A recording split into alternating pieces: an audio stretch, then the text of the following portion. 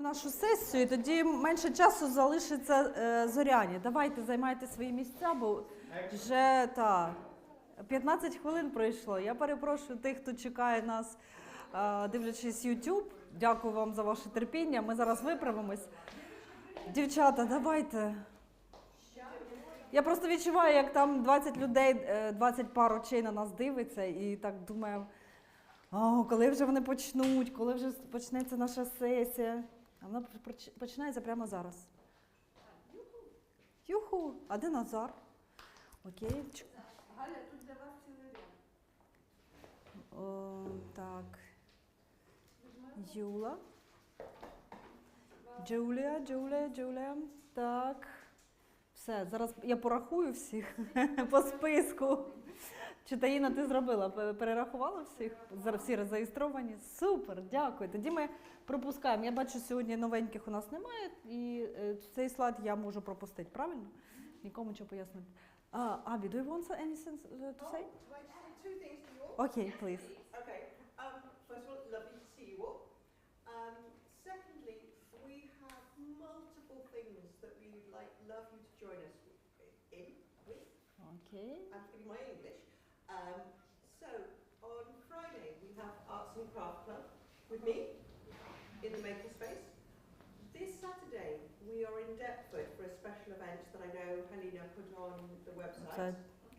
WhatsApp, on WhatsApp. Yeah. It's on Albany will be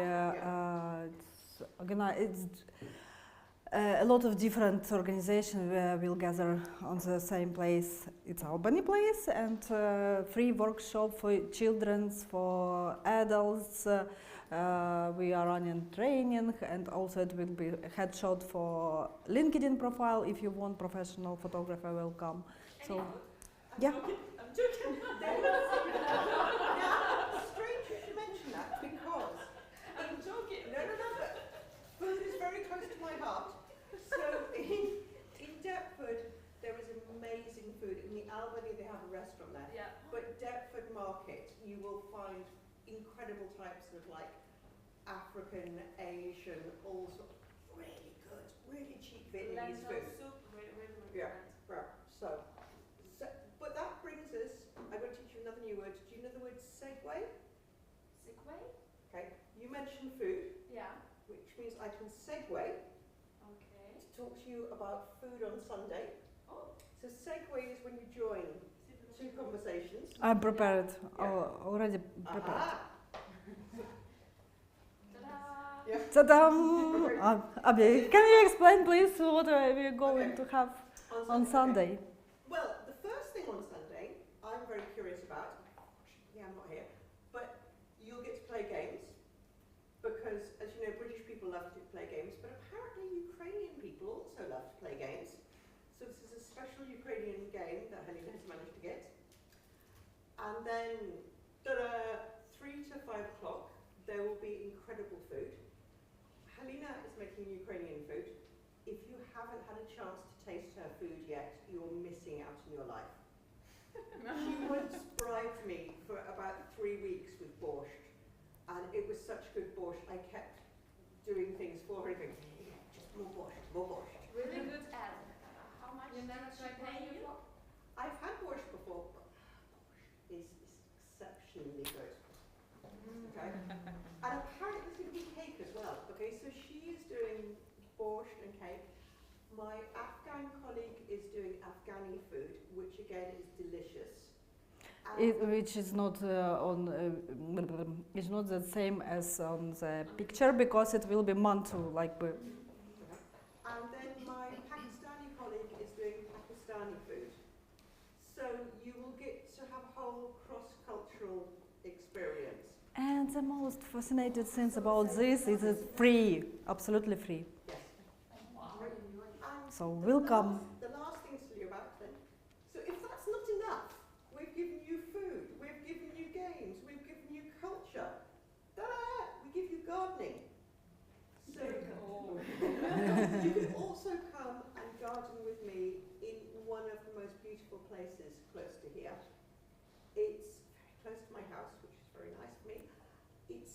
We have a garden area which needs a bit of help. But if you go there, it's like being at home on a dacha somewhere. There are chickens, everybody's growing vegetables. It's the most peaceful place you can go. Sounds great. Yeah. So just send a message, and we will probably be going there Monday evenings or Tuesdays. But send a message if you're interested, and we'll arrange it. Okay? Thanks, happy. Okay. And with that note, I'm going to go home and eat my dinner. Miss You have Abby, it with you. you're back. Oh, yeah, you're back. Have a safe way back home. Thank you very much. Thank you so much, Abby. See you tomorrow, maybe. Bye. Тож ми повертаємось до нашої теми. Тема у нас якраз про культурне порозуміння, про job transition, як відбувається. Сьогодні ми на психологічній групі підтримці ми говорили про те, що про адаптацію взагалі, та, як вона відбувається. Ми вже більшість з нас близько 3 років тут, хтось більше-менше, але вже цей процес триває і має певні результати, хотілося б більше і краще, але вже як виходить, у кожного свої індивідуальні досягнення, результати, я навіть не знаю, як сказати.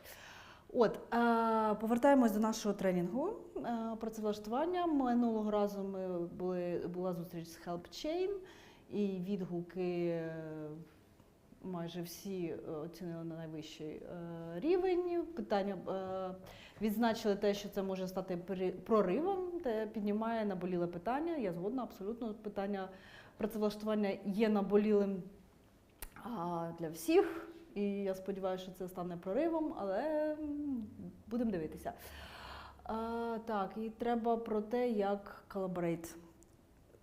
В нашому випадку ніхто за нас нічого не зробить, треба співпрацювати і одне одному допомагати. Абсолютно згодна. Про порівняння корпоративної культури зараз ми запитаємо у нашого експерта, чи так воно, чи ні, перевіримо. Я буду дуже вдячна, якщо ви з свого боку теж можете додати, якщо є вже якийсь експірієнс в комунікації з британцями, так чи ні.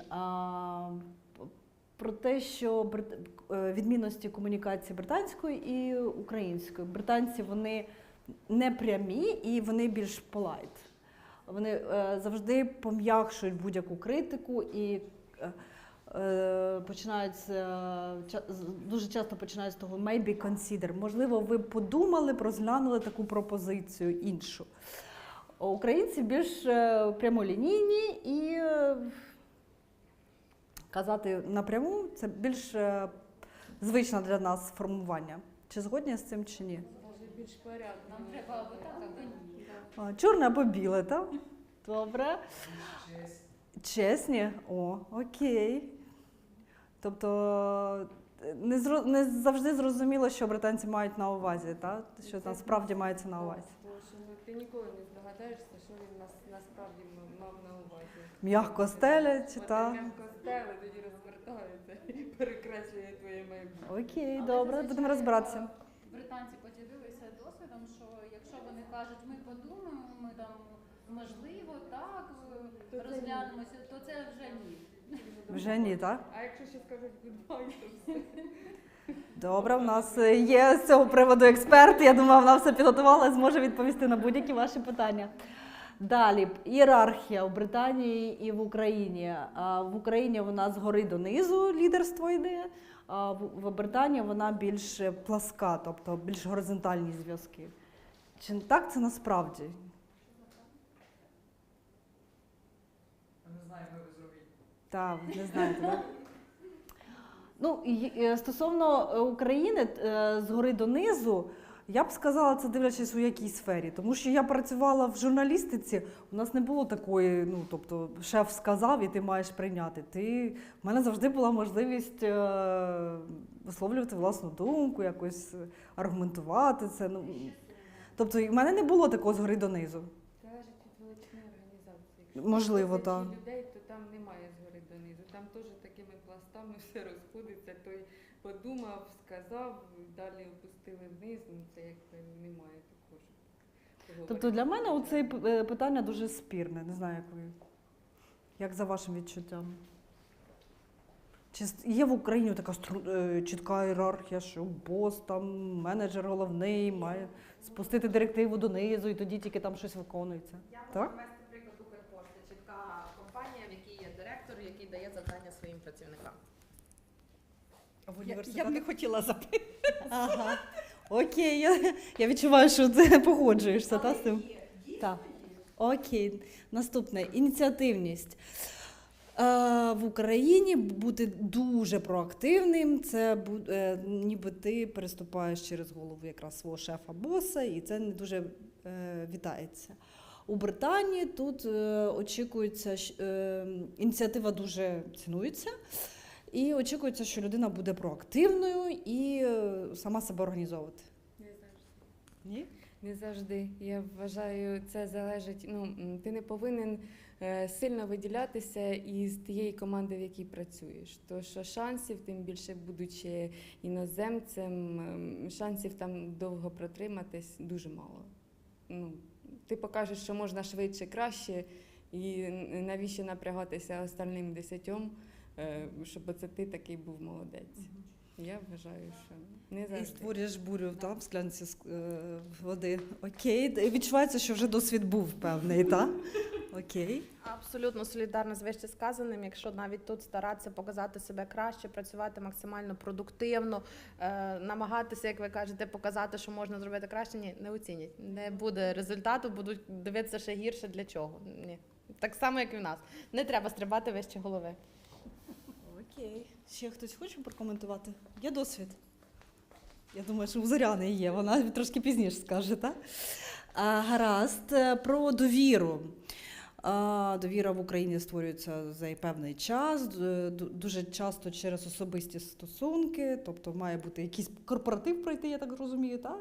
І після того корпоративу, тімбілдинга, після відбувається ця довіра, процес налагодження довіри. У Британії більше через професійні зв'язки і не обов'язково через особисте. Корпоративи дуже нудні. В Британії Дуже нудні, так. Не порівняти з українськими. І це таке, десь 2-3 години галочку поставили, розійшлись. Хіба що хтось є із твоїх також сусідів, хтось поляки або ще хтось, з ким ти можеш далі продовжити корпоратив. Вибачте за відвертість. Дякую. У мене, до речі, такого досвіду не було. Так, добре. Тобто не радите британські корпоративи. Окей, хто ще? Галю, що ти скажеш? У нас теж корпоратив був організований так собі, при тому, що в нас досить інтернаціональна компанія. В нас і азіати працюють, бо це ресторан азіатської кухні, і індіанці, і венгерці, і українці, і поляки. В нас дуже інтернаціональна компанія, бо в нас 17 ресторанів по всьому Лондону, але якби організація тут дуже погано підходить до цього. Довіру тут дуже важко завоювати, навіть пропрацювавши вже 2 роки в своїй компанії, на нас все одно дивляться як на іммігрантів, і тому я не знаю, що має статися, щоб до нас ставилося як до нормальних працівників, щоб нас поважали, нашу думку враховували. Я не можу поки що відповісти, тому що в Україні ти прийшов, ти показуєш результат, що ти працюєш старанно, ти показуєш, що ти можеш це зробити, тобі почнуть довіряти. Тут ні, тут ти старайся максимально, все одно довіри не буде. Тебе все одно будуть контролювати, тебе все одно будуть перевіряти і все одно будуть намагатися дати якусь вказівку, ти все одно будеш неправий. Навіть якщо ти робиш все ідеально, все так, як було сказано раніше, все одно щось буде не так. Тобто через професіоналізм в Україні саме можна побудувати довіру? Окей. Так, конфлікти. Як вирішуються конфлікти в Україні і в Британії, як до них ставляться? В Україні, якщо комусь щось не подобається, він може відкрито сказати напряму, при всіх і дуже емоційно. А в Британії намагаються пом'якшити і уникнути конфлікту. Емоційні такі експресивні прояви дуже не заохочуються. Ігнор. Добре, всі погодились. Тоді який підхід більш прийнятний для вас особисто? Дуже важко перебудуватися і стати неконфліктною людиною. На це треба практика і час, я думаю. Ні, так сказали, начебто українці всі такі конфліктні. Конфліктні. Нам здається, що ти як можна гладше висвітлив ситуацію, а про тебе думають, що ти екстреміст. Ну так, зі сторони для них. Ти ж мав посміхатися, а тобі не до сміху. Ти так серйозно все там із такою душою розказуєш, а їм це не подобається. Мгм. Тобто наш рівень нормальності для них це дуже агресивний, дуже так? агресивна нормальність для них, так. Ну, мені кажеться, що це повинен пройти час, і ти повинен звикнути всім брехати і посміхатися. Ну, не брехати, а отак лавіювати. Це називається позитивне ставлення. Так, Позитивне. позитивно ставитись до... Я підказую. Я вже по-британськи я злагоджую всі куточки. Окей. Наступна формальність, дуже висока формальність в мові, дрес-коді і в зв'язках, взаємозв'язках в Україні. І статус, посада, статус дуже важить в Україні. В Британії такого немає.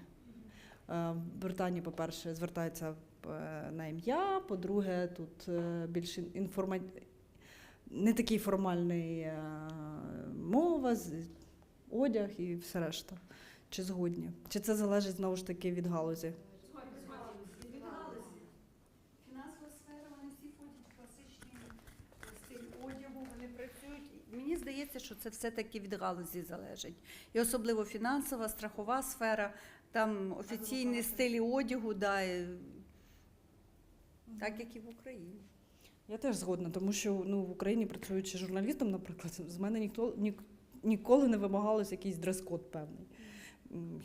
І formality in language. Я думаю, Окей. якби ви працювали журналістом в студії, у вас би вимагався дрес-код, просто залежно, де ви працювали. Так. Добре, і останнє по фідбеку, зворотній зв'язок. В Україні це напряму все говориться, досить критично, і не завжди це загортається в якісь позитивні вислови. А в Британії це якраз the sandwich method. Треба загорнути, почати з хорошого і закінчити хорошим. І там десь трошечки всередині правди перцю цього насипати. Чи згодні ви з цим? Так, і я думаю, у нас є приклад такого, коли ми отримували гарні фідбеки, але в результаті на другий раз люди приходили і говорили, що, можливо, деякі моменти треба покращити, потрібно удосконалити. Ми мали навіть практику, тобто вже дехто із нас адаптувався тут. З власного досвіду я можу сказати, що оцей фідбек, коли тобі напряму і критично щось кажуть, я своїми anxiety, я сильно концентруюсь на чомусь поганому, і тоді мені важко відійти від того. А, наприклад, коли в мене у мого сина є трошки проблеми зі школи, і коли я прийшла в школу, я була готова до того, що зараз мені вивалять і будуть просто його пропісочать так по повній. І вони почали з позитиву. Він такий у вас класний, так. Потім про проблемку і знову. Ми віримо в те, що він може там бла-бла-бла-бла. Ні, реально сприймається зовсім інакше. Я за цей метод я голосую обома руками. Так, давайте далі.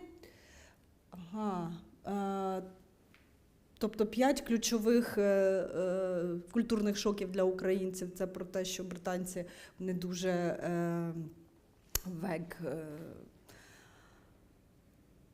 про все і ні про що, дуже в загальному, да. Немає прямих інструкцій. Для українців шок, що вони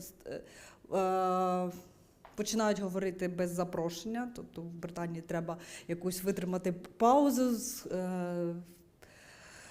вклинитися в цей момент і тільки тоді говорити в українці, коли їй прийшла думка, треба її швиденько сказати, висловити. Сама по собі знаю.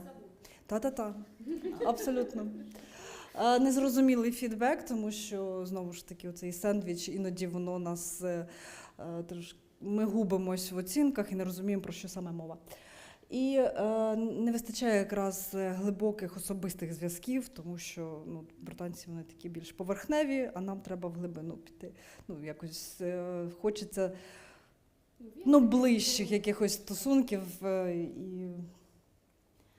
Так, Це про культурну різницю на робочому місці, це про мовні бар'єри і незрозуміння іноді, тому що коли speaking good enough English не дорівнює відчуттю себе впевнено і бути компетентним. І завжди є відчуття, знову ж таки, це з власного досвіду, завжди є такий страх, що будеш не дуже розумним виглядати в очах британців. Job mismatch і professional, так, underemployment – це наш варіант. Lost professional status, втрачаємо професійний статус і незнайома система. Психологічні проблеми емоційні виникають у зв'язку з цим. Тому я позапрошую тоді Зоряну, яка скільки, 20 років в Британії? 20-річний досвід роботи в британських компаніях. Зоряна, яка знає абсолютно все про українську identity і про те, як переходити від українського стилю комунікації до британського. Не дуже маю досвід роботи в Україні, так що весь мій досвід тут. Тому ви мені будете підказувати про досвід роботи в Україні. Добре, я запрошую Зоряну, прошу. А я поки що переключу програму тобі.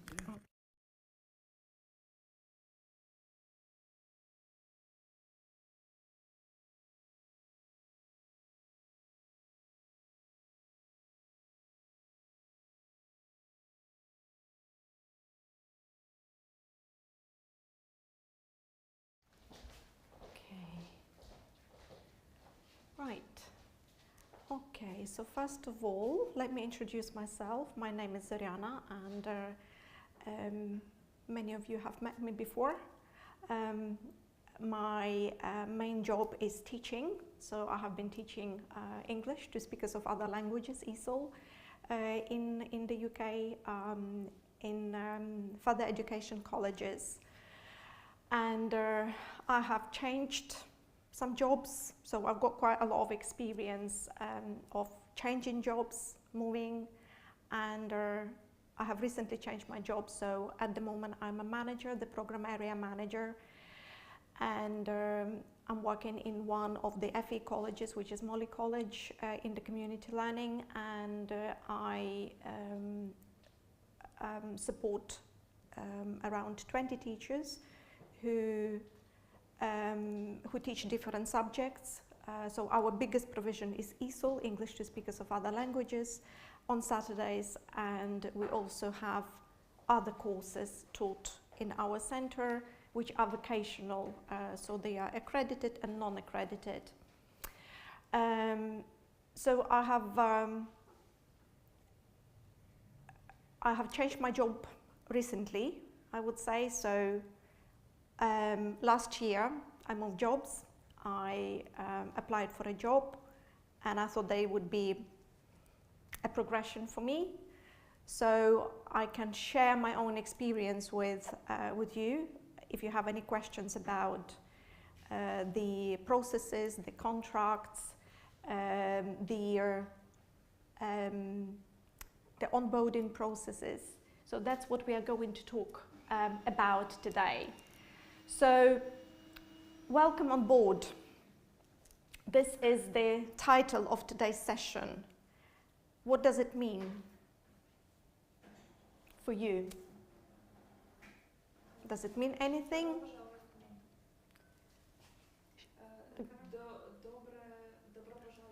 Добро пожаловать. Ласкаво просимо. Ласкаво просимо в команду.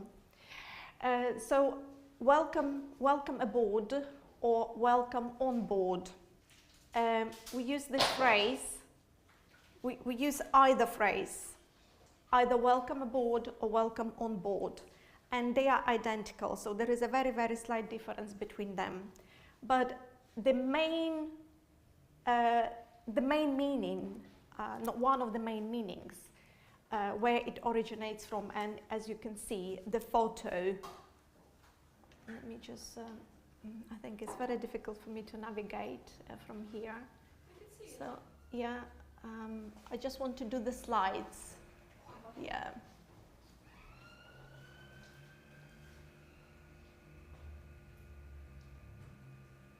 If I could do the slides, that would be better for me. Yeah.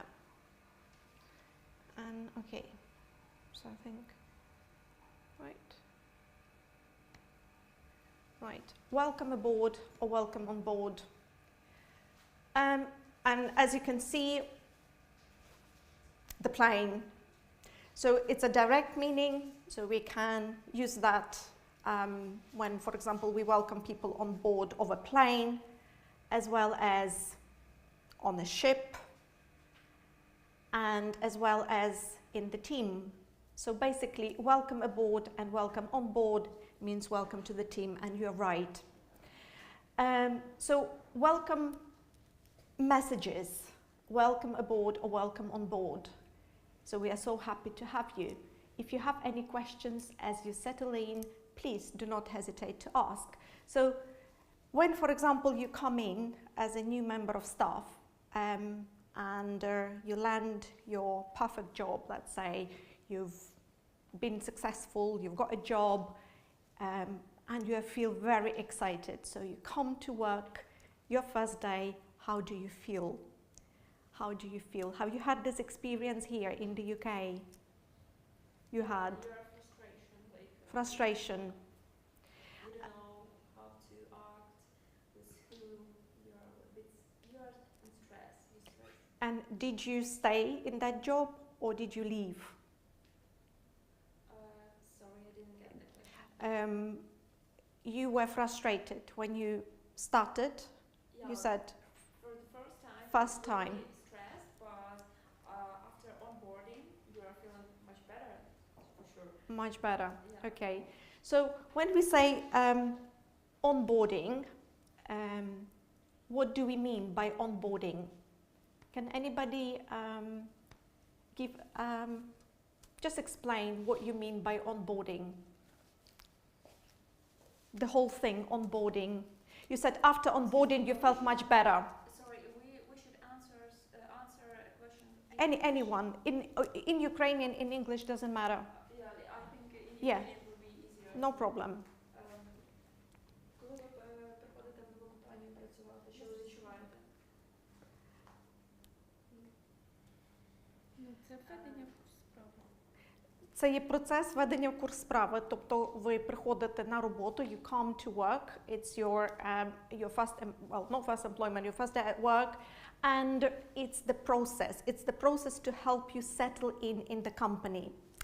And it's very important, so onboarding is the process of introducing a new employee into the organization that helps them get the knowledge and the skills that they need to become effective member of it. So, and it's very important that the onboarding is effective. How to make it effective? And sorry, what's your name? Natalie. So Natalie said that she was frustrated when she started. So apparently her onboarding wasn't that great, wasn't that successful, wasn't that effective, not successful, effective, let's say. And you are not to be blamed.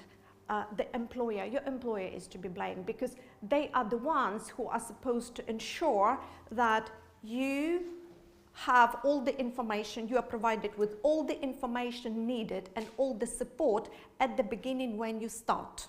Yeah? So I would like to share my funny experience, one of my funny experiences when I started one of my first decent jobs here in the UK, and it was a teaching job, but it was in one small social enterprise, small company, small charity organization. I felt very excited about that teaching role. I had a contract and it was amazing. So, now I realize that I didn't have a proper onboarding process, but I only realized that later. I used to teach in different centers remotely, and I rarely had contact, face-to-face contact with my bosses, with my managers. And I don't remember how long, After 1 month, I think, or after 2 months, my manager tells me, Zoryana, we've sent you an email. Have you seen it? Have you received it? You haven't responded. I regularly check my emails. I check my email a few times a day. I haven't received anything. Then again, Zoryana, we've sent you an email. Have you seen it? No, I haven't received anything. Again, are you sure you have my correct email address? Let me give it to you again. And my manager responds, you have a company address. We've sent it to your company address. And I thought, oh my God, you never told me that I have a company address. Yeah, this is common sense. You should have a company address when you start a new job. What does it mean? It means poor onboarding, very poor onboarding. And I will never forget that experience. And whenever I speak to people, and that's very relevant now, onboarding. It's like 6 months later, and Zoryana realized that she has a company email address. Well, this was not my fault. Yeah, I shouldn't feel embarrassed about it.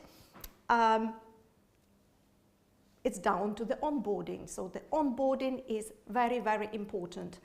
And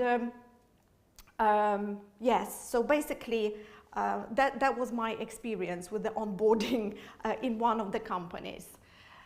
Yes. And I have one case when one lady came to he was hired Mm-hmm. to this job, and just 1 week, and then was fired. Fired, okay. Because no explanation, no onboarding process, just they wait and expect something from her, but she didn't know what to do.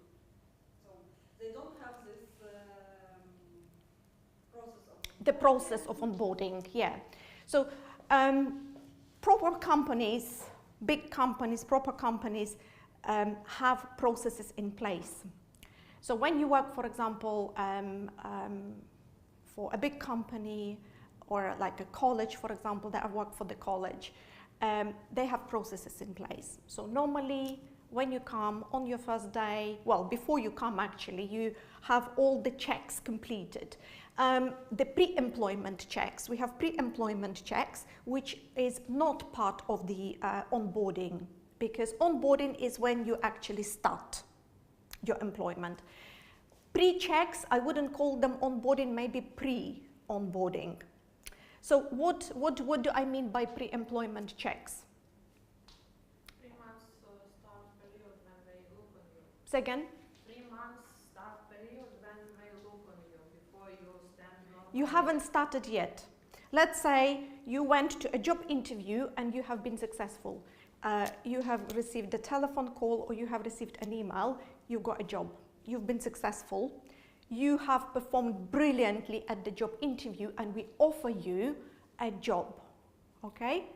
And then they say, when can you bring your documents in? When can you bring your certificates? When can you bring your passport? And when can we start complete references? And when can we start completing all the checks?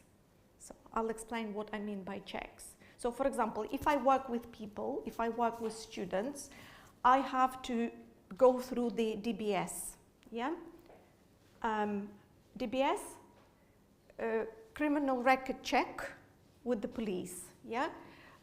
So I have to go through the DBS and I have to provide all the documents, and there are some other checks as well. So the health questionnaire, I have to complete the health questionnaire as well, and also my online footprint is checked as well. So all my social media accounts, this was very new to me.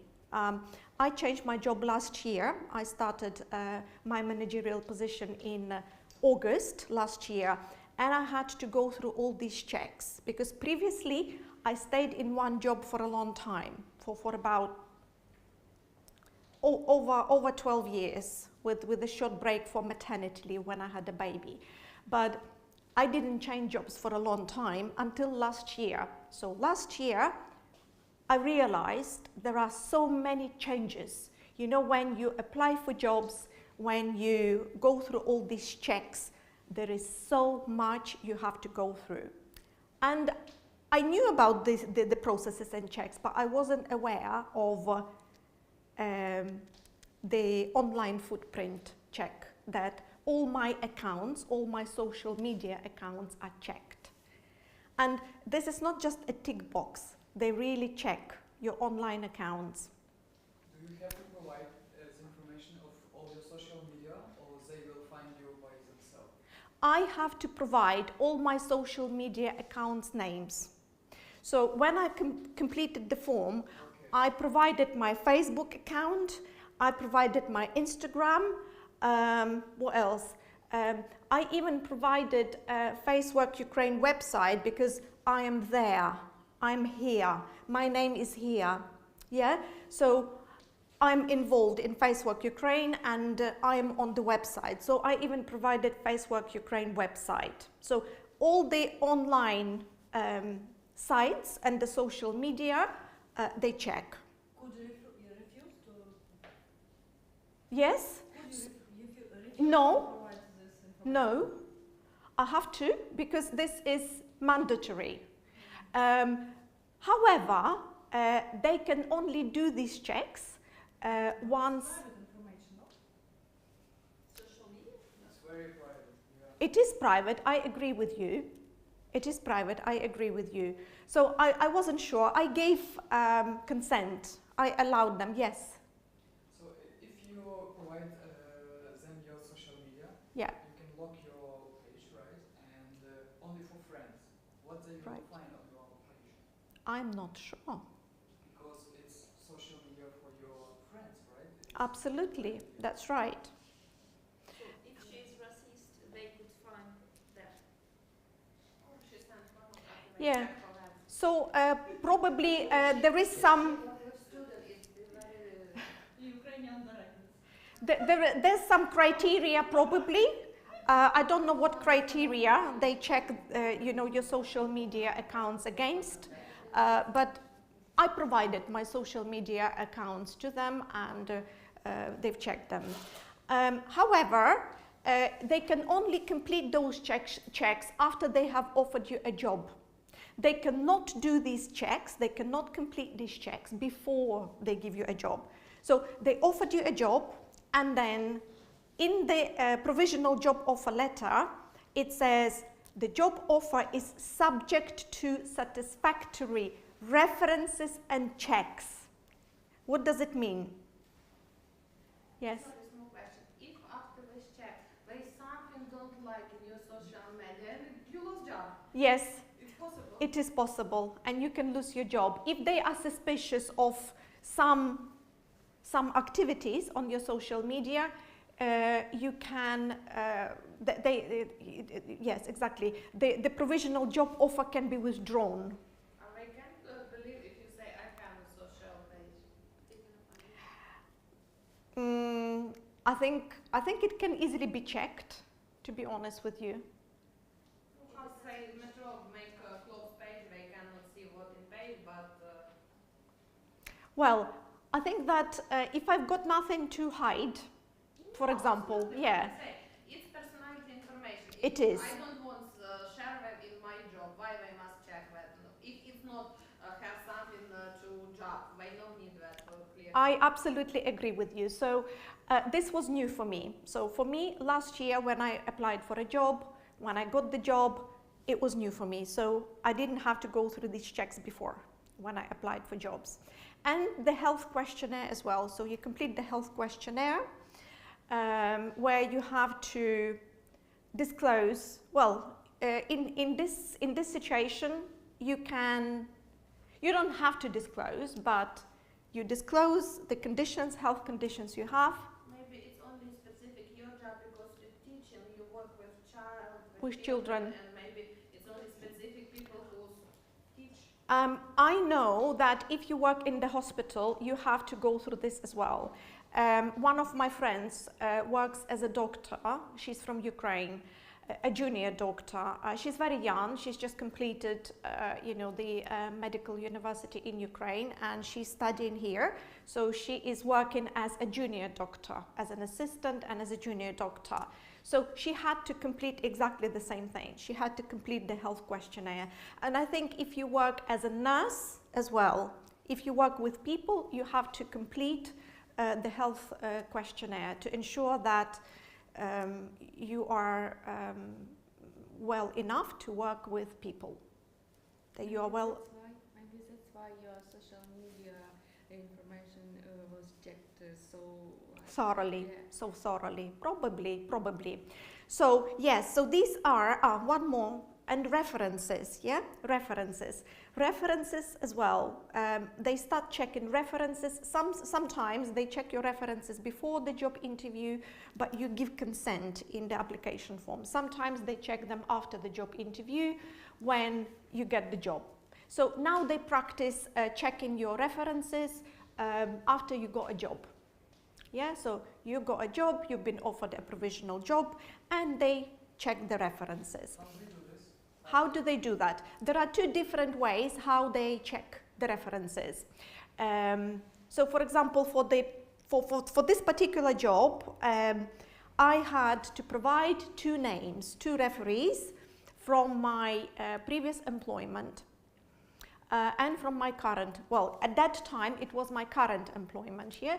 So I worked in the college, and I asked one of my senior colleagues to write a reference. The senior colleague who, let's say, knows me in a professional capacity and observed my lessons, and it's true. So it's not just a colleague. He is a senior lecturer, he is a trainer, teacher trainer, and he attended my lessons, he observed my lessons, and he wrote a reference for me. So I gave his name, and I also asked Stephen to give me the reference, yeah, and he gave me a brilliant reference as well. So that was done like that. So basically, I don't see that reference, how it works. You provide only the names of the referees, of the people who can provide references for you. Beforehand, before that, you speak to that person, you speak to the referee, and you say, is that okay if I give your name? Are you happy to give me a reference? So you cannot give the name without actually asking a person first. So I asked, they were happy to provide me with the reference, and then I just hold, I just wait. Then the HR from that place where I got the job offer from, they directly contact my referee, and the referee, Stephen, let's say, responds to them. He doesn't respond to me, he responds to them. He responds to the HR. So he writes the reference to the HR, not to me. I don't see the reference.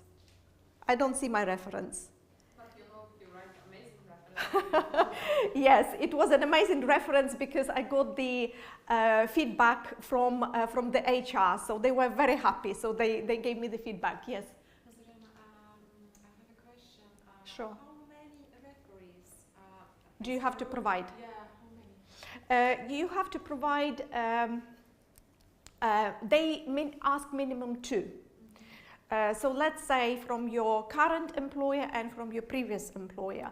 Or if you have 2 current employers, let's say if you've got 2 jobs, you can provide from 2. If you don't have, if let's say you don't work, you can provide a personal reference. So somebody who knows you in a different capacity, let's say volunteering, or a teacher, yeah? As a teacher, I wrote so many references to my students who applied for jobs, or for example, who needed visas and they got visas in the Home Office, and I needed to write references to them. So I have experience writing references myself for people who apply for jobs, and so I happily give my name, and if I know them in the professional capacity, so the teacher can give you the reference, somebody where you volunteer can give you a reference, yeah, so from educational establishment or even from your previous workplace.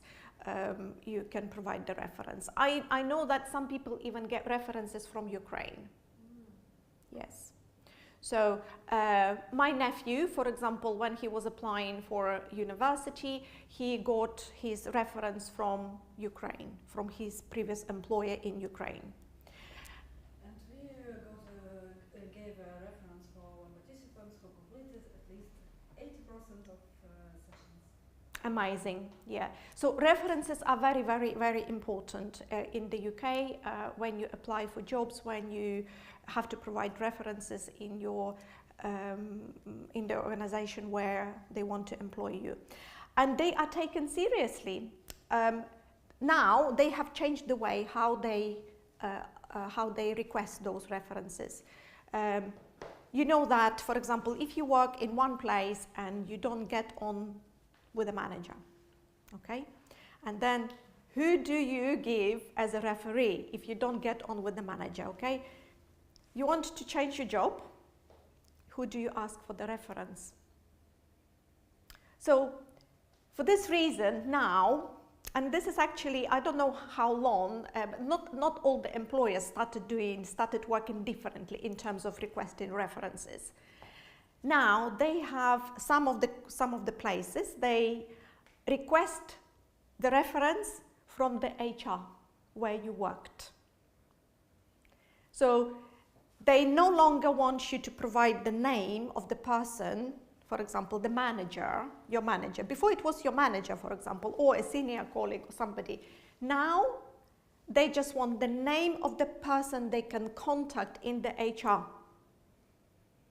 So you provide the name of the person and the contact number and the contact email address, and the HR contacts the HR of the place where you worked before. That's how it works now. And the reference is very simple. It's factual information. So they just simply state your role, so what you did, what was your job title, how long you worked there, when you started, when you finished your employment, and the reason for this.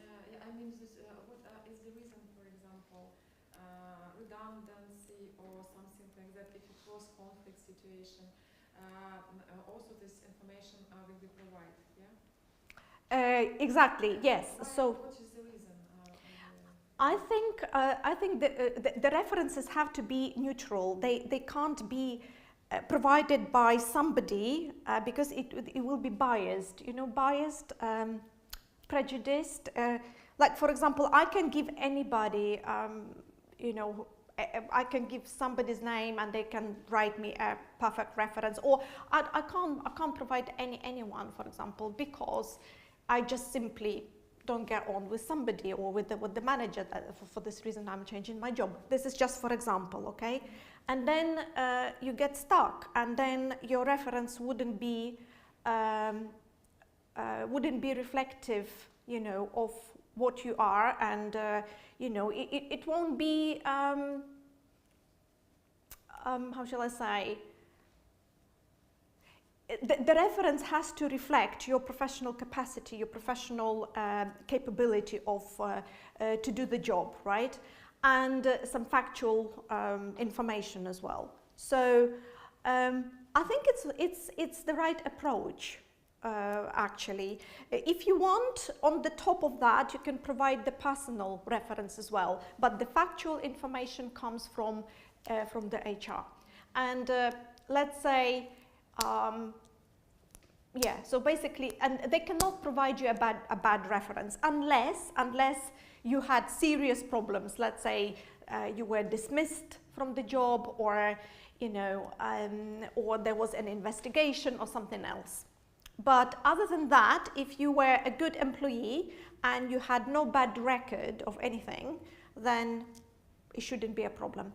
I didn't see the reference because as you know, as a job applicant, you don't see the reference. You don't know. And funny enough, I have read this in this book, which is Law at Work. This is employment law book. a very, it's like employment law Bible, to be honest with you. Very, very good one. And I read here very interesting information that if you request the reference from the employer, you know, that they provided to your future employer, they can refuse to give it to you. They are not obliged to give it to you. So let's say you want to see the reference that they wrote, yeah? They can say, no, we can't provide it to you. So it's up to them to give it to you. What does it mean? That you were a bad worker?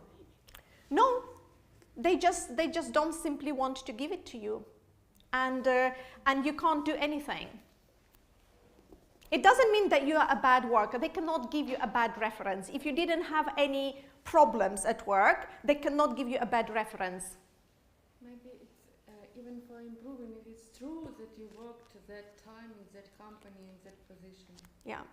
How can you motivate in this situation?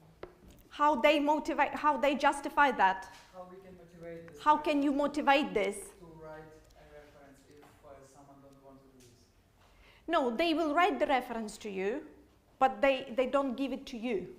They send it to your future employer. Okay. It's only when you want to see your reference, you can see it if your employer agrees to give it to you. But in this book, in the employment law, it says they may say no, and you can do nothing.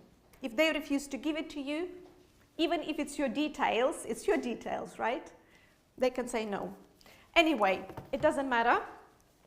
But anyway, so yes, so these are the pre-employment checks. I was talking about the pre-employment checks. And all of this is before you get a job, before onboarding, okay? So it's very, very important. So for example, if you are employed and you got a provisional job offer, it's very important to wait until they confirm that all the checks have been completed, all the references have been completed, and you know, they confirm that you got the job. Because sometimes it can happen that they can withdraw the job offer. So let's say you give a notice in your current employment and they withdraw the job offer because they are not happy with something. It can happen. It can happen. Or sometimes, for example, when you start work, you start employment and your checks have not been completed yet. So you started the onboarding process, but you're still going through the DBS, you are still going through some checks. And then, if they are not happy with something, they can dismiss you from the job if they are not happy with something. So that's why it's very, very, very important to have the letter of confirmation that you have completed all your checks and you are starting your employment in the letter. However, in this book it says that it doesn't have to be a written contract. So when we say contract of employment, the contract of employment can even be verbal. This was very interesting. I couldn't believe what I was reading, to be honest with you. It can even be verbal. So if you started working in the company, it means you accepted their terms and conditions. It means that you accepted whatever contract they offered you, even if it wasn't written down. I couldn't believe that, to be honest with you. The contract, when you start, they have to give you the contract. By the law, they have to provide you with the contract, okay? Before you start employment or on the day when you start employment. But this doesn't happen. In many cases, it doesn't happen. You don't get the contract straight away, yeah? So, and in this lovely book, in this interesting book, all the details, what you should have in your contract are listed here. So, So the names of so what should be in your contract? The name of the employer and the worker, the date the employment started, the employees only, the date on which the period of continuous employment started, the pay as well, the pay scale or the pay rate, and how it's calculated, pay intervals as well, how it's paid, how often it's paid, weekly, monthly, any terms relating to working hours, the days the worker is required to work, whether they are variable or not, and if so, they may be varied. So any terms relating to holidays, including public holidays, holiday pay, and how accrued holiday is calculated and paid on the termination of employment. Any provision for sickness or injury, including the provision of sick pay. Provisions of any paid leave other than holiday or sickness, terms of any other benefits provided by the employer, the length of notice the worker must give and receive to terminate the contract. Let's say if you want to leave the job, in your contract it should state how long notice you should give if you want to leave your job. Or if they, for example, want to dismiss you or to make you redundant, they also have to give you the notice. So the job title and the brief description of the work, the responsibilities, your responsibilities as well. The place of work where you're supposed to work, or the induction, that the place of work may vary, and the address of the employer. Any collective agreements and that directly affect the terms and conditions of the employment. And if the worker is required to work outside of the UK more than a month, how long this will be for, and the currency in which they will be paid. So, and any probationary period as well, including how long it lasts and any conditions that must be satisfied. So a very interesting probationary period as well, a very interesting one. So in many companies it's different. So when you start, you have to be introduced to their procedures, yeah? How your work will be assessed, the probationary period, normally it's 3 months, 6 months, and very rarely a year. So for example, sometimes it's 3 months, but you meet with your manager, they explain to you the expectations, what they expect from you, and how your performance, how your work will be assessed. And then you meet on a regular basis with your line manager. Let's say after 3 months, you meet with your manager and you're supposed to have the criteria, what you are being assessed against. And then you have a meeting and you sign the paper and the manager signs the paper and tells you whether you've passed this period, this probationary period.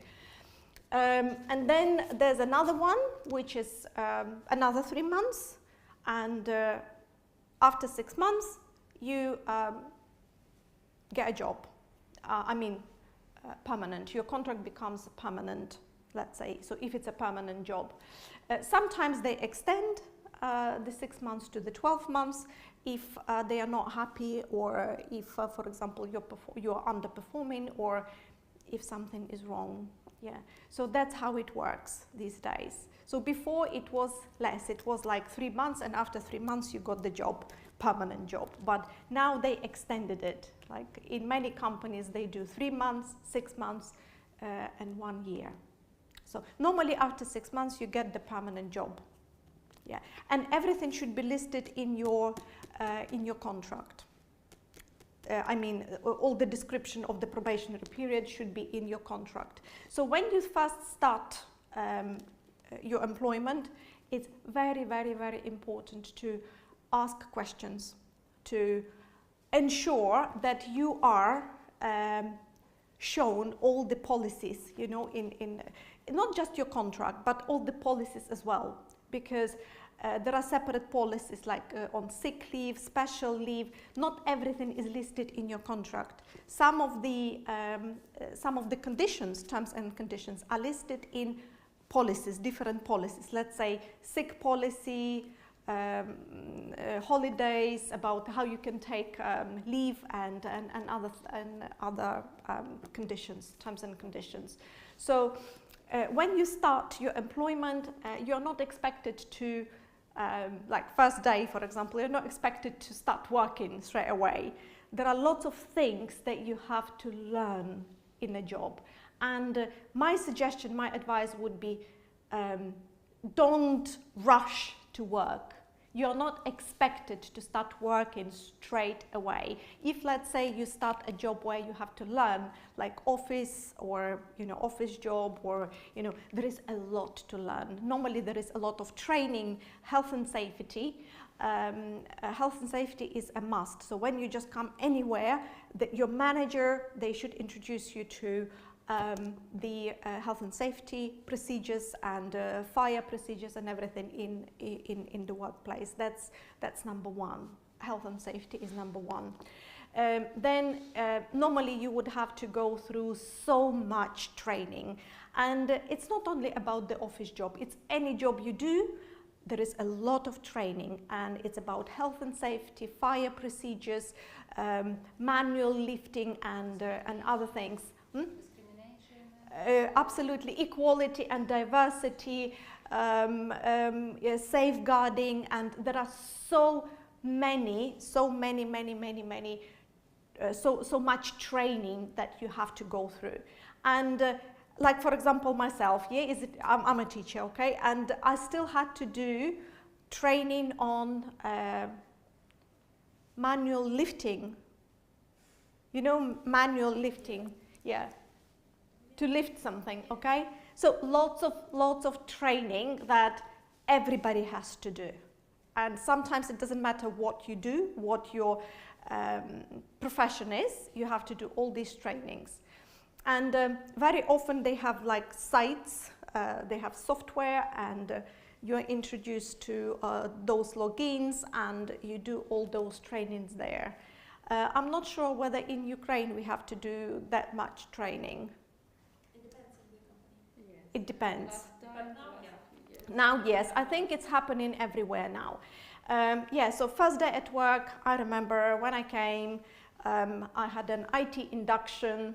Yeah. I can understand it quickly because it's the same language. I hear a lot of problem with understanding what they want for you. Explaining language, it's really a problem. When you do the training. Yeah. Yes, because it's not adapted to foreigners. It's aimed at native speakers, so that's why it's more difficult. Especially IT training. It's IT. nothing. 50-50 you can understand. Yeah. So and you just simply learn what you do. When you sit at the computer, you just take a screenshot of every single slide, and then you look it up in the dictionary, and then it takes much longer. It takes twice as long to complete that because you need to check the vocabulary. However, next time when you do it, you already know that. Is that right? Yeah.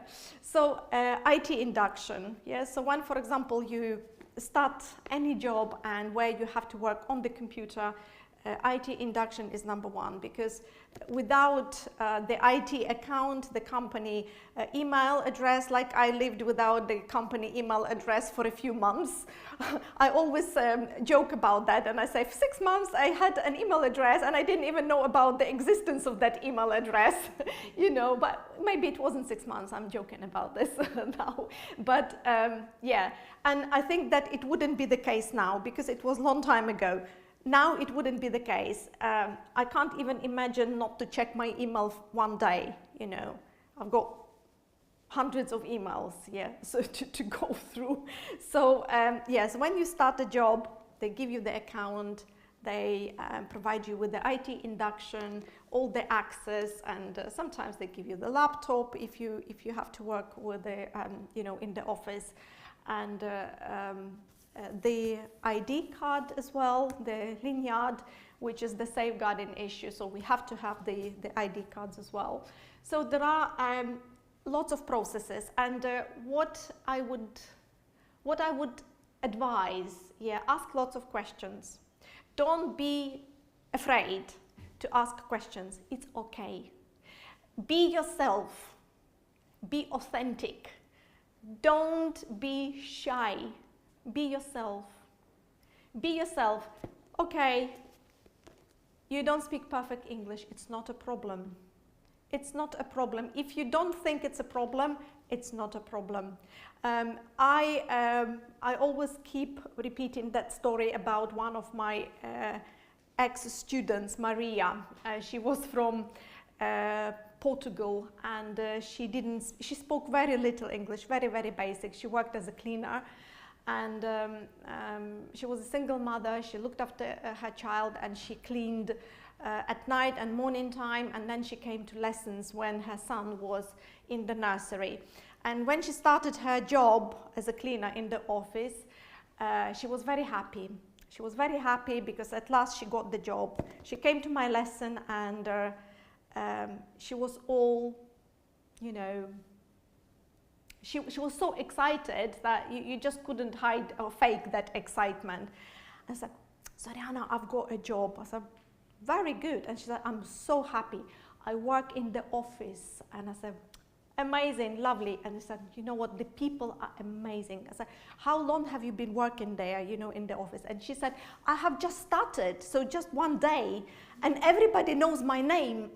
And they said, the people who work there, the men in suits somewhere in offices, in big offices somewhere in central London. And she said that she was very happy because people are very friendly and they know her name, they address her with the name. I said, it's just because you are like that, yes? So it doesn't matter whether you speak or you don't speak the language. The most important is your smile, your positive attitude, and your authenticity. If you are authentic, if you are friendly, if you are positive, then you attract people. Honestly, and I said, and how did you communicate with them? Because I knew that she had very basic level of English, and she said, it's not a problem. She said, I came to the office, I smiled, and everything I taught her. She said, hello, my name is Maria. Nice to meet you. I am a cleaner. I'm a new cleaner here. I said, okay, well, not that much, but they understood.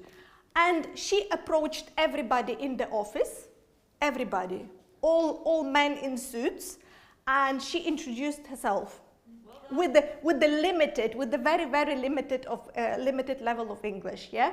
But she wasn't scared, she wasn't shy, she just approached everybody. And then she gave me the feedback. She said, and then when she came again, they said, oh, Maria, we didn't even know we had a cleaner because the previous cleaner, they never even knew the name. We didn't even know we had a cleaner. Now we know we have Maria, so everybody knew her name. So what I'm trying to say, be yourself.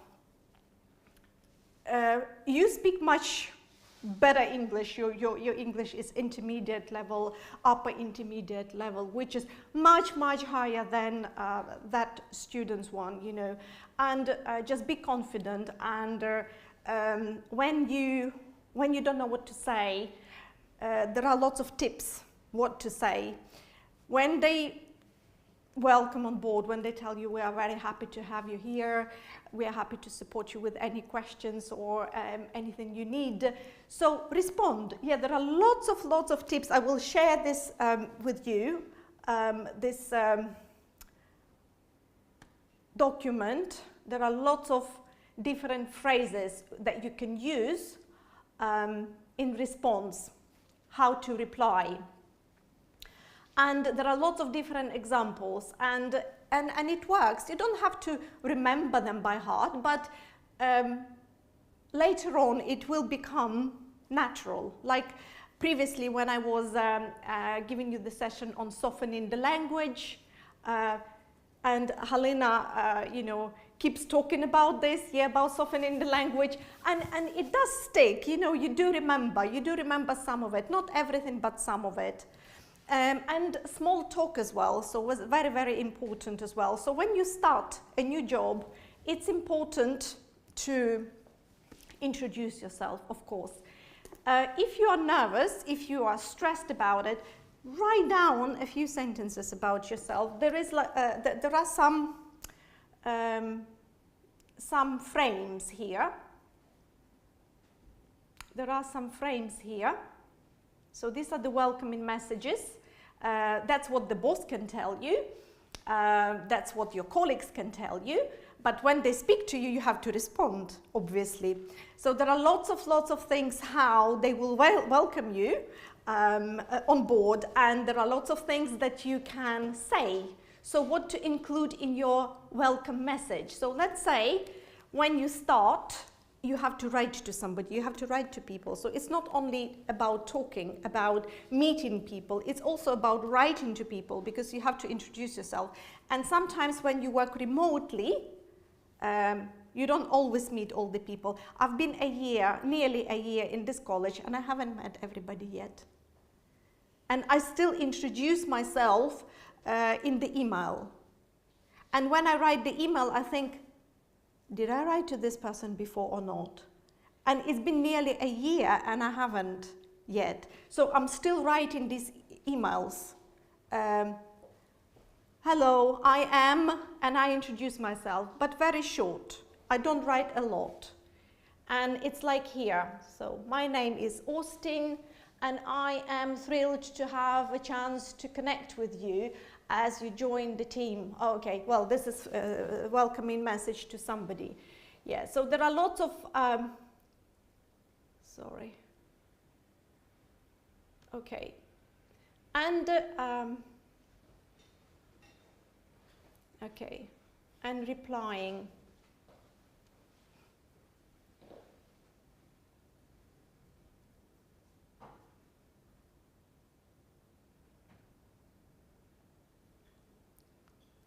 That. Yeah. Well, the best, of course, if you, one more thing, yeah.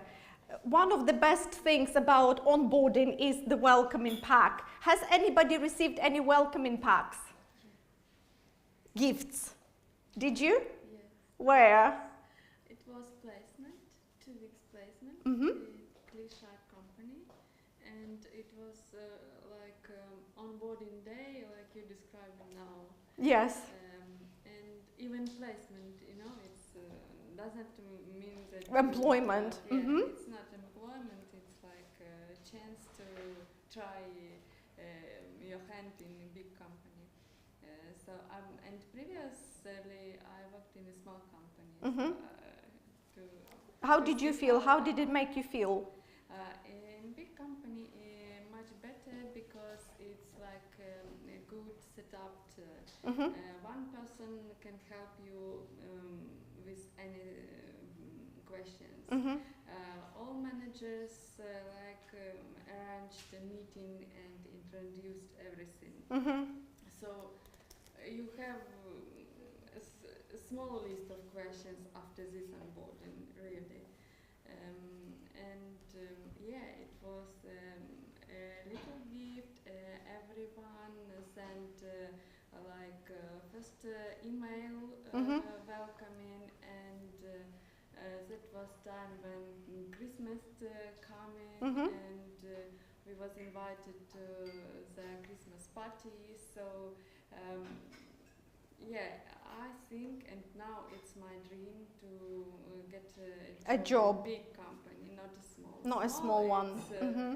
only trouble. So it sounds like you had a proper onboarding and quite good experience with onboarding. And how did it make you feel? Yeah, good. Happy, Yeah. valued.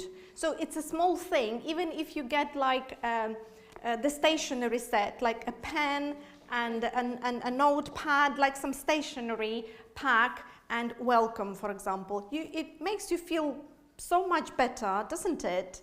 So it's a small thing for the company, but it's such a big thing for you as an employee because you feel valued. Yeah, you feel valued.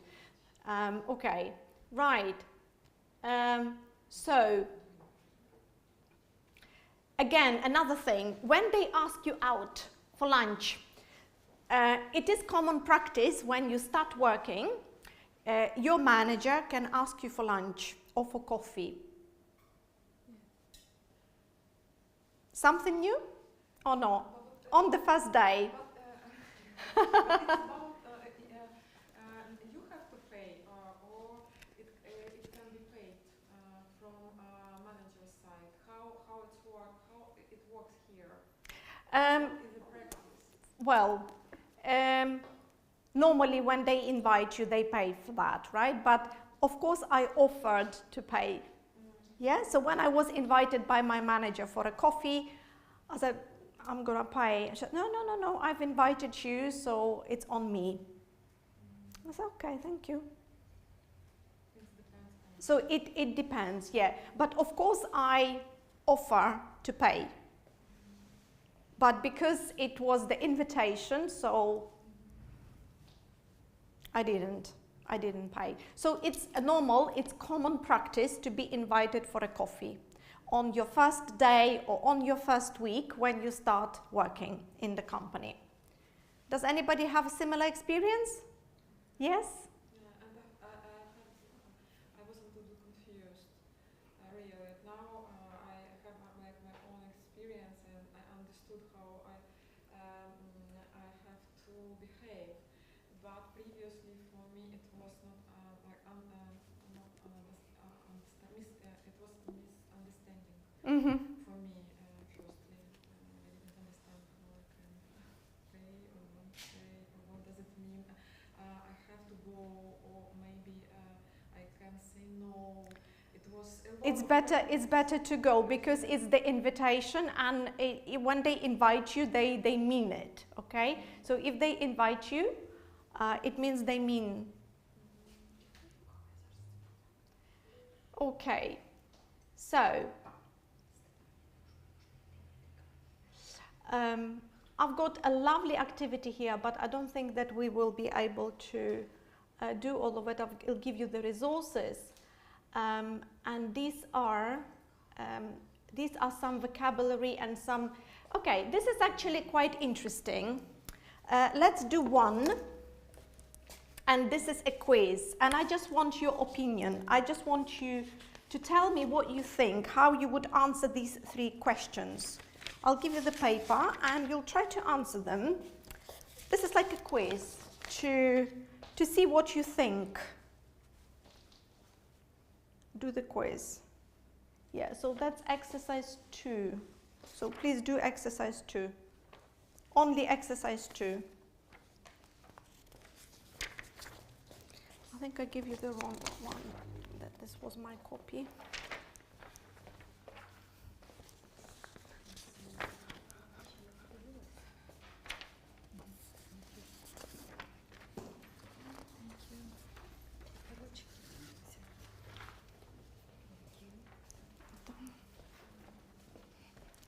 It's very small.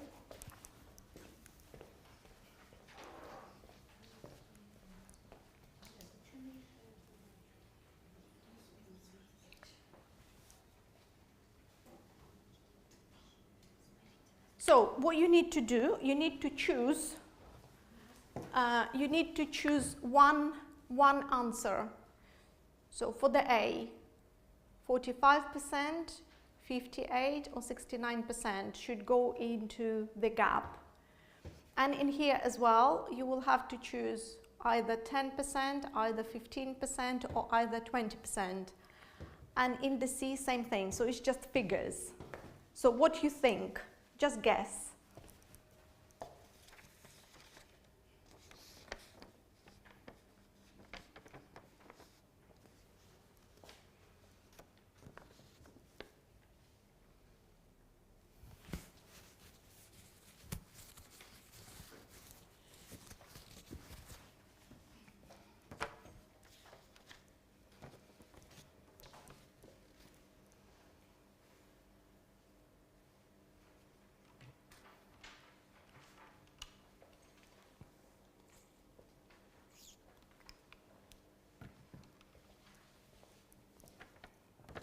Okay. Shall we read? Yulia, do you want to read the first one? A great onboarding process helps to keep, I choose 69% of employees in a company for 3 years. And that is correct. It is correct, 69%. Yeah, so a great onboarding process helps to keep 69% of employees in a company for 3 years. So let's say if the onboarding process is poor, is bad, then people leave. Yeah. It's interesting, isn't it? When you come, you don't feel welcome, you don't want to stay. Okay, and the next one, yeah, would you like to read? I think 10% of employees leave their job because of a negative onboarding experience. I don't know. And that is correct as well. So 10% of employees leave their job because of a negative onboarding experience. And the next one, Anna? I think 38 maybe.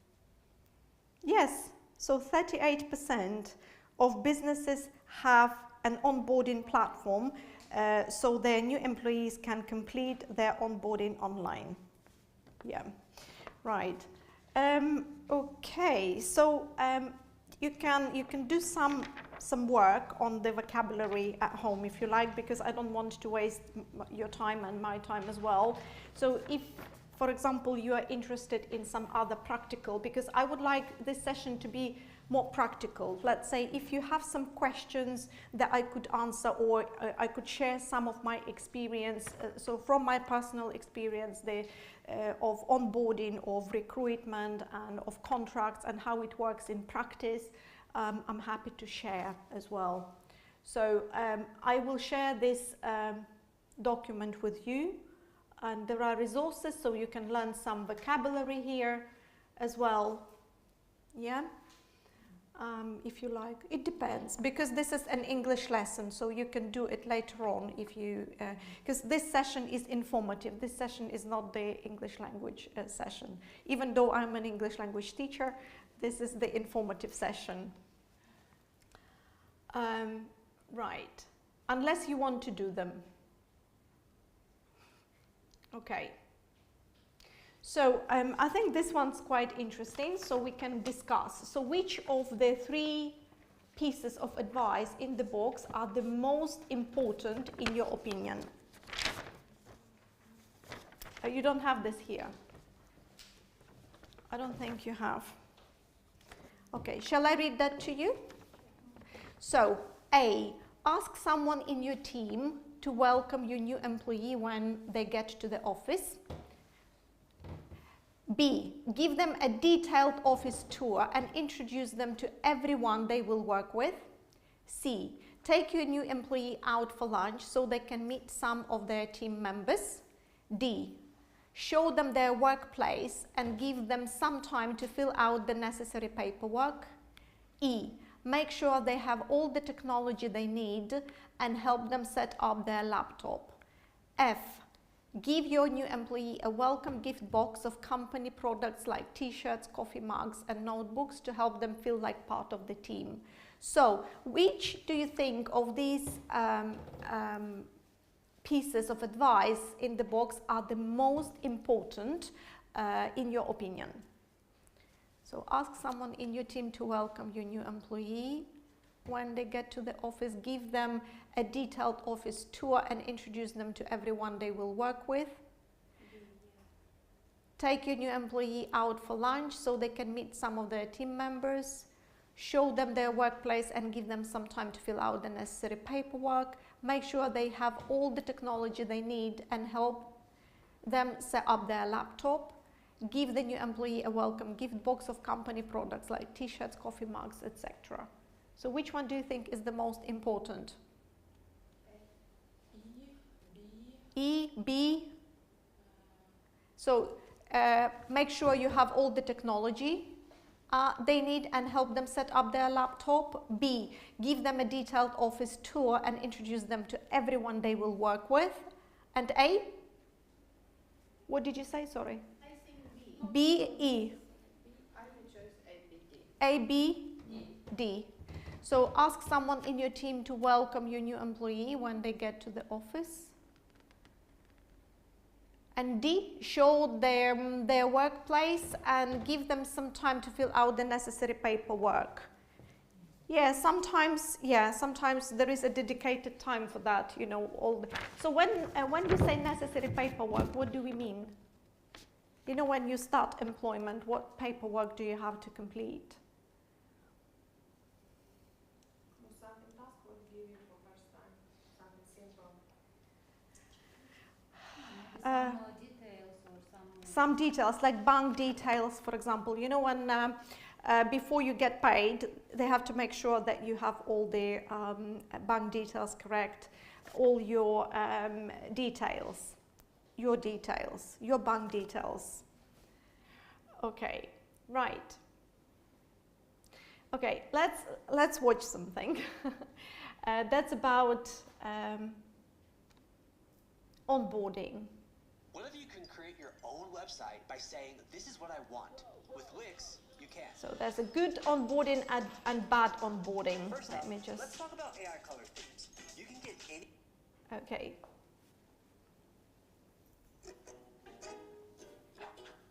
Can you hear? Hopefully not too busy today. Yeah. Catch up. Hey, how you going? Yeah, good. Can I help you? Oh, it's just my first day today. Oh, okay. What's your name? Christian. Oh, Christian. I'm Daniel. I'm your manager. Are you sure it's today that you're starting? It's not next week? Yeah, pretty sure it is. It says so in the forms. Hey, Georgina. So the first example was really poor onboarding. The manager doesn't even know when his employee starts. And this one is the second. Good, thank you. Excited for your first day? Yeah, can't wait. Have you had a coffee? No, not yet. Let's grab it. Good onboarding. Sort of the desk not being set up, but yeah, should be nice and cozy in here.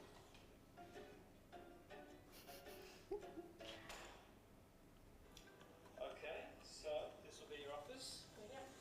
Take a seat. Okay. So you've got your laptop sorted, and you mentioned you like plants. We got your little ones there. Oh, thank you. Separate monitor, phone, all that sort of stuff, and the onboarding is automated online, so it should take 5 to 10 minutes. So I'll be back in 5 to 10 minutes, and then I'll introduce you to the rest of the team. Brilliant, thanks. Cool. All right, so you've got the forms. Got the forms for you to fill out. You can fill those out and give back to maybe Aaron from HR. Look, just fill them out, and I'll come back. All right.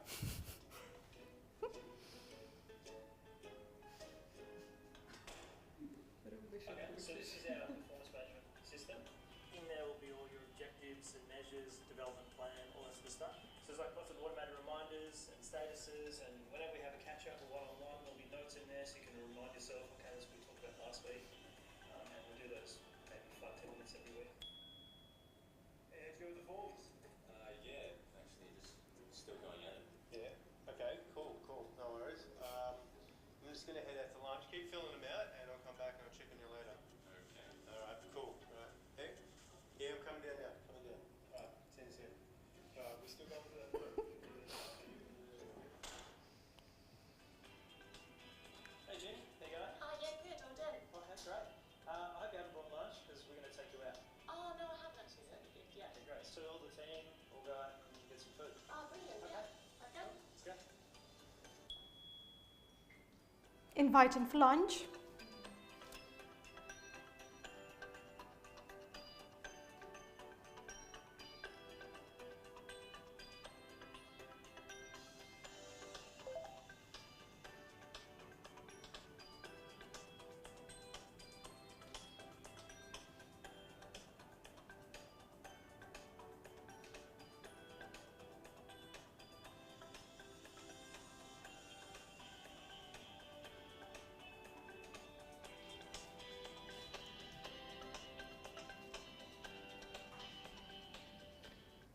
So what do you think?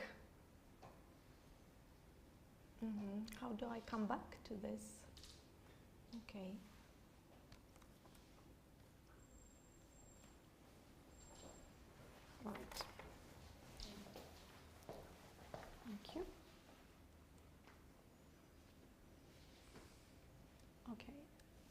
to the, yeah, thank you.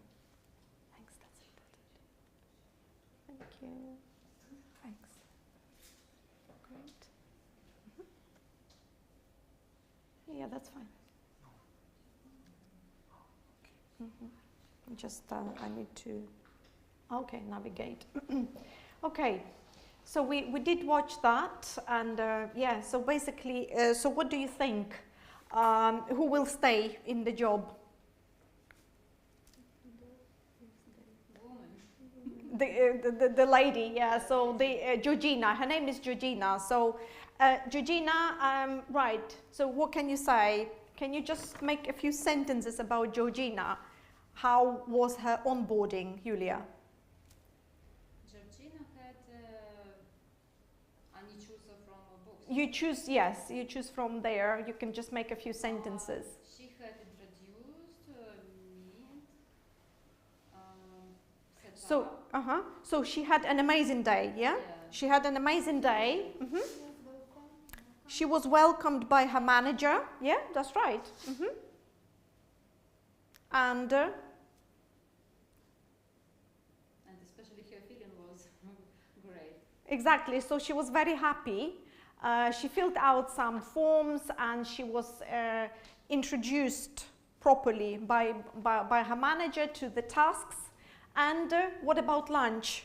Her manager took her out for lunch as well.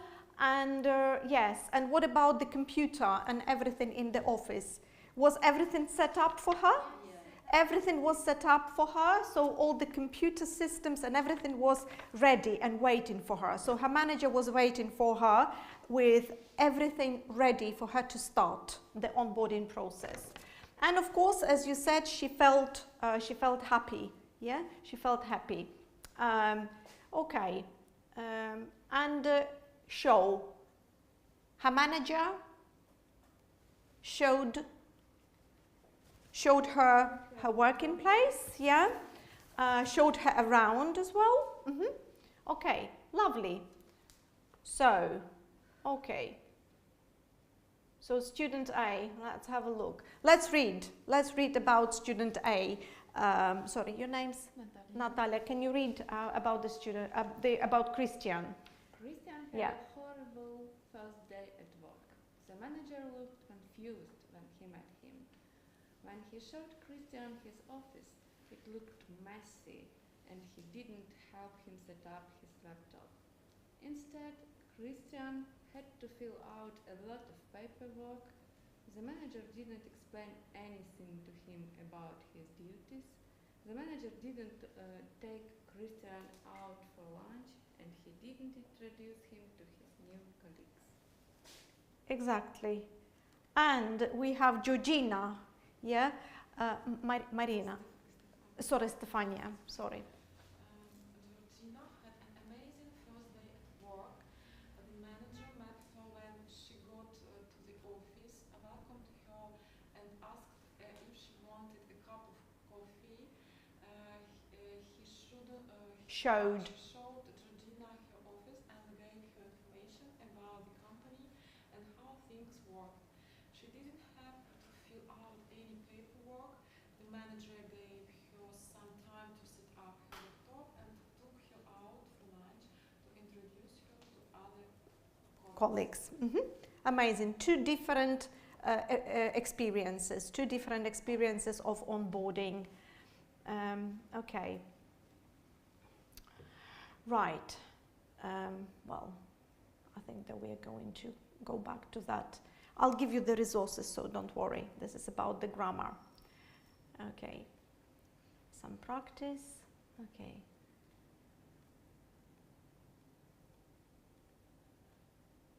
Okay. This is the only way I can navigate it. Sorry.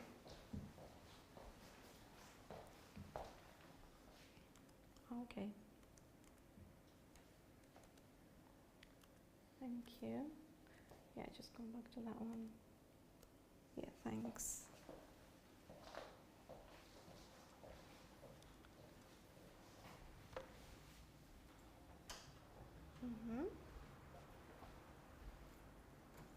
Okay. So another thing, it's just not in order, okay.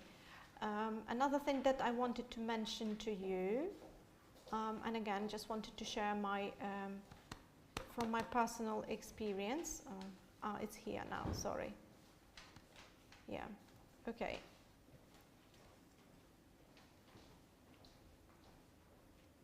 Why does it show again? Okay.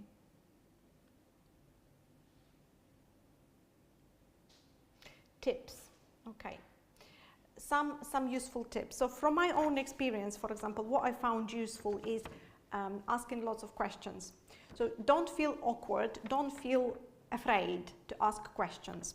So I remember when I started, and the first week, I kept my notepad with me, my notebook, and a pen. And everywhere where I went, I wrote things down. So in a few days, I completed the whole big notepad with the questions and the answers, and I think it helped me because, everything is new to you, so you're learning new processes, and it's normal to ask questions. And there are no stupid questions. There are no stupid questions. So if you want to ask a question, ask a question. That's it. When you ask a question, write the answer, because you will forget. These are the new things, these are the new processes. Even the names, for example, of the people that you speak to and you introduce yourself. People remember you, but you don't remember their names straight away. Well, that's about me. I don't remember their names straight away. Huh? Because you came and... because I'm the only one, yeah, and there are many of them. Yeah, so, yeah, and it feels a bit awkward when you see the person and you don't remember the name because you've only met that person once. And then, but it's okay to apologize. Like, oh, sorry, could you remind me your name, please? Yeah, and it's okay. It's not a big problem when you do that. So, right. So making first impression. How do you make your, okay, this is planning your commute. So what is important? Of course, you are worried about your first day at work. You don't want to be late. These are like simple things. What are the things you think are important for when you start your work? Smile. Exactly. So even if you don't want to smile, you still have to smile. You don't want to give a bad impression, and you don't want to be grumpy, and you want to be around happy people as well. So you don't want to be grumpy, you don't want to be in the company of grumpy people, so you don't come across grumpy either. You have to be happy. You have to be happy even if you are not. Anyway, anything else? Anything else? Friendly, yes. Smile, be friendly, positive, and Be focused, listen everything what you tell. Focus as well. That's very, very, very, very important. Yeah, and write everything down. Write everything down, and planning your commute is very, very important. It's not great if you are late, for example, the first day at work. It doesn't look good. It's possible, but it's not possible. so course. Okay, right. Plan your outfit. Do you think this is important? Planning what you wear. If they take you on job, no. Sorry? If important only when you come for before job, or when they take you on job, if they have not dress code, no. In lots of places they do have like dress codes. No, I say if you Yeah. cannot, no. They take you, and after if they cannot. What about yourself? You want to feel comfortable. Yeah, feel comfortable. Important, yeah? Okay, right. So if, for example, there isn't any specific guidance what to wear, like in a job, you sometimes you have to wear a uniform. It depends what job it is, you know. And like, for example, in my place, in my previous place, we were not allowed to wear jeans, some like casual jeans. We were not allowed. So some classical clothes, yes. So nothing that would like very, very casual, that would, you know, or ripped trousers or something. It was unacceptable. So everything had to be like casual but formal, casual/formal. Okay. Right. Enter the building on time. Okay, that's important, of course. Be authentic. Authentic. Be yourself. I don't think that it makes sense to play a role, because you know you're going to work there, right? You will be with people, so you're just yourself. You just be authentic. You are authentic, and you don't pretend to be somebody if you are not that person.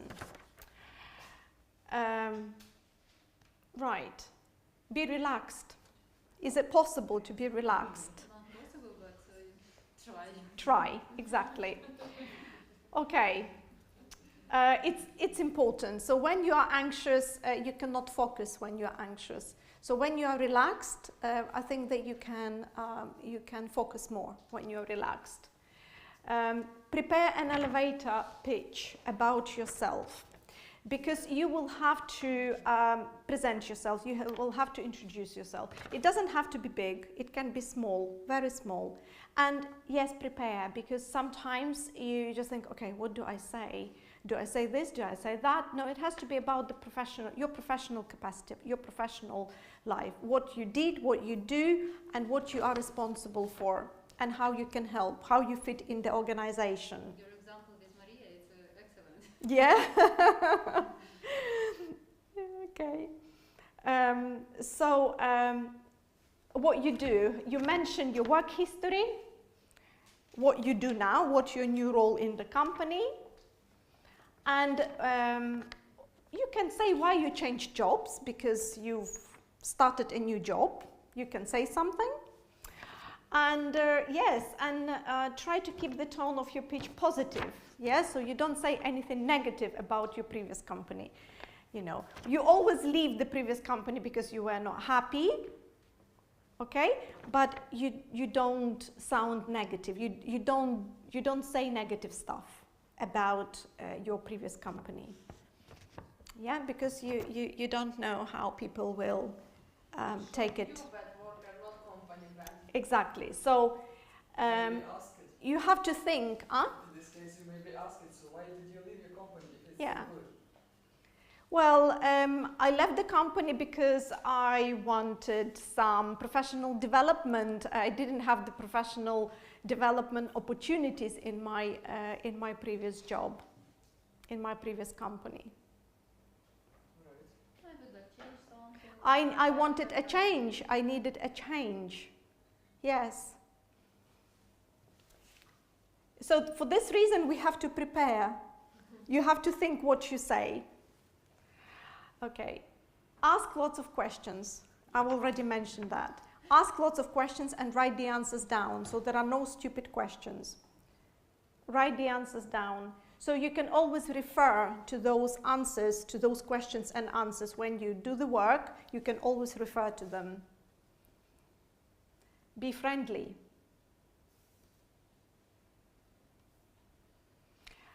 Talk to as many people as possible. And you have to. Yes, you should. So when you meet somebody, you have to start talking to somebody. Yes, when you notice somebody new, somebody you haven't met, you have to introduce yourself. I think Step by step. If it's small, then people with you work, next meet more and more, not for everybody, but begin it's too much. No, I think so, but I'm not sure if my idea is correct. But it's like it's a little bit a conflict with that we have to take into account like feeling other people, because we have to think that our surrounding surrounding doesn't be overwhelming, but we can be overwhelming if we can talk as many people as possible. Short sentence, 2-3 sentences about yourself. It doesn't have to be that big. Because it's a lot Yeah. of information for It first is. day, and a lot of people It is. During first day It is. I'm not talking about the first day. Your onboarding can be longer than that, until you're 100% settled. So your first day, then your first week, then your first month. Sometimes for people it takes even 6 months, you know. As I'm saying, that I'm still using, you know, I'm still introducing myself to people. And it will be a year soon since I've started. So accept lunch invitations, which is okay, and be observant. Yeah, be observant. You have to be observant. So being observant is very helpful during your first day. So it's sensible to pay attention to everything, yeah? To the environment and how other people behave as well. So, and this helps you to adapt as well. So you can see, you can judge the situation and you can adapt to that. You know how to react. You know what to say, you know what not to say. You have to be observant. I would say before you say something, you have to be observant, of course. And don't say too much. Unnecessary things. And end the day positively. Yeah, so that was the first one. Another thing, what I would suggest, oh, this is just a short one, introduce yourself. A very simple one, very, very simple one, frame for introducing yourself. And you don't need anything else. So you don't need to say on the other hand, you just say, if you're brought into the meetings on your first day, for example, I would delete this part. So let's say on the first day, you have to introduce yourself. Forget about this one, yeah? Let's say you are in the meeting and your manager says, oh, please meet Juliana. And I say, oh, okay, and I have to say something. Very, very simple. Yeah, you say, hi everyone, my name is, and I am a new hire on, or I am a new member on the, and then you say what is your team, and I will be working on, and you insert what you will be working on. Prior to this, which means before this, I was at, and then you say where you worked and what you did. I'm excited to meet you and learn from all of you. So let's say when you out of a sudden have to say something in front of everybody. What do you say? Okay, very simple and don't complicate it. Don't complicate it. Small talk is very important, yes, as I've already mentioned. So when you meet somebody, you have to start a conversation, informal. So normally when you are in the office, at work, I would say more informal language is used rather than formal, more informal. Okay, and any funny stories to share? No? Okay, I think that what I wanted to say, okay, what is difficult? Meeting lots of people and trying to remember everybody's names. That's, for me, it's very difficult to remember, so challenges on the first day. For me, it's difficult to remember names first time, straight away. I have to listen to the name a few times, then I remember. But from the first time, it just goes into one ear and comes out of the other one. I have to listen to a few times the name. And it's a double, twice difficult because it's a name which we never before heard. Yeah. Okay. And lots of information and loads of processes and procedures. And yes, so ask questions, take notes. Try to meet, to introduce yourself to as many people as possible. Be calm and enjoy. Learn as much as you can. And I think this is a very important thing, induction checklist template. I will share this with you. This is for employers actually, and I took this from the official website, ACRES. Yeah. What I would suggest, this template is for employers, but you can use this as your guide. When you start employment, you just tick the things from the induction that have been completed. And I think that that is very, very important. I have to confess I haven't done this. And I regret I haven't done this because I still don't know a few things which I should know. Yeah? So it's very, very, very, very important. And I think it's very useful. Let's say, so what happens on the first day, what should happen, what you should be introduced to, what paperwork you should have, and what procedures and processes you should be introduced to as well. Okay, how do I go to the next page? Okay. Is this all? I think it was a big document. How do I? Okay. So first day, then first week, what should happen in the first week? So introduction to the organization, explain who is who and how the organization works, give a brief history of the organization. So that's your employer. Employer should do this. And you have this as a guide. Okay, has my manager done this? Yes. Has my manager done that? No. Okay, and then you have a guide and you know what to expect and what to request if it hasn't been completed. So, if your manager not do what we must tell them. You not do that. You can contact HR. You can contact HR if the manager hasn't done that. So, very important is, of course, your hours, your working hours. You should know your working hours and you should stick to your working hours. And you should take your breaks. And you shouldn't work overtime for free. And you should set your boundaries as well from day one. If you do that, that will be great. If you show that you are an excellent worker and that you can stay longer every day, and then you will be expected to stay longer every day. Have you managed this? I'm very bad at that because I have my lunch in front of the computer. Yeah, I want to do as much work as possible as I can, which is not a good example at all. I have to admit this. This is not a good example, honestly. You should take your lunch. You should take your lunch. You should take your time for lunch. You will be more productive if you take lunch. So you should know all these terms and conditions, what your working hours are, and when your lunch is, how long is your lunch, and yes, your holiday entitlement. That's week 1, right? And okay, next one, the organization's important rules on, and there's a long list. Job performance, so probationary period. You should know all of these procedures. Yeah, they should all be introduced to you, either in the written contract or in the policies as well. There are lots of policies in the company. Yeah, your notice periods and everything else. So, and what is expected from you as well?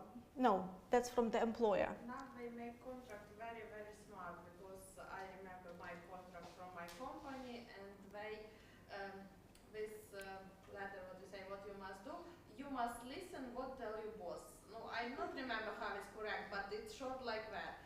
And they now make very, very smart contract. Not looks like your show, it's absolutely not the same.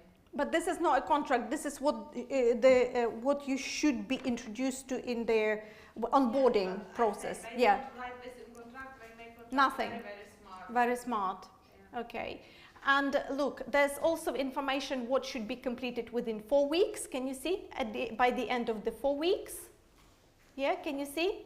You should have an informal meeting with the new starter to assess how they are adjusting to the new role. So let's say you have the meeting with the manager in 1 month's time, in 4 weeks' time, and they should make sure that you are well settled and that you are adjusting well to your new role and what challenges you have, and how she can or they can support you as well. And can you see the 3 months now? Can you see? So after 4 weeks, it's one informal meeting. At 3 months, it's usually a probationary period, right? Review of how the new starter is settling in. New starter is you, okay? Identify any development needs, and I believe this is the probationary period. After 3 months, your probationary period. And then at 6 months, review performance and complete a final probation report. So usually after 6 months, it's the final stage, after which you are offered the permanent role. After 6 months. It's like in most cases, after 6 months. And they must give a little bit more salary after probation time. I don't know, I'm not sure.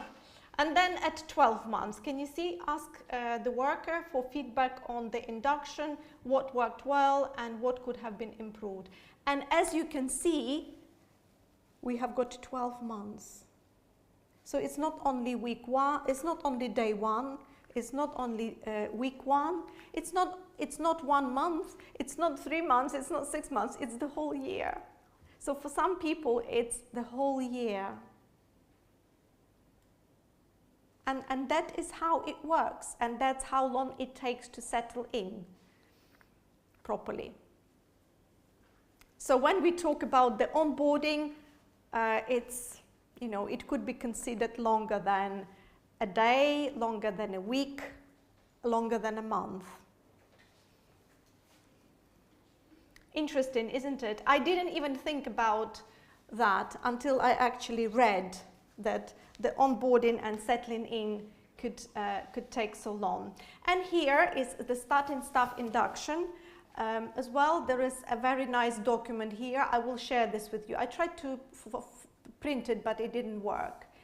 And here you will find lots of useful information. And this is all law, yeah? So, everything what should happen before the new employee starts on the first day, on the first week, the first month, 3 months. So that's a very, very good guide here. So you can find lots of information, useful information for yourself.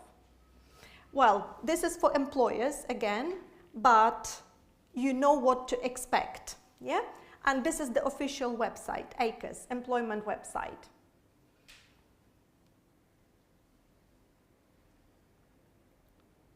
So before you start on the first day, on the first week, the first month, and 3 months, and 6 months probation, and 12 months. I think it's pretty good, and it's very concise, very brief, and straight to the point what happens. So you at least will be able to see what to expect, yeah? And I wish I had this document when I started, to be honest with you. How many pages? 34? Yeah. 24, how many? Very good for improve English. Yes. By the way, I forgot to introduce you as a member of trade union. Yes, I am. Yes, I am. And this is where I did my training. I wanted to do training in employment law as well.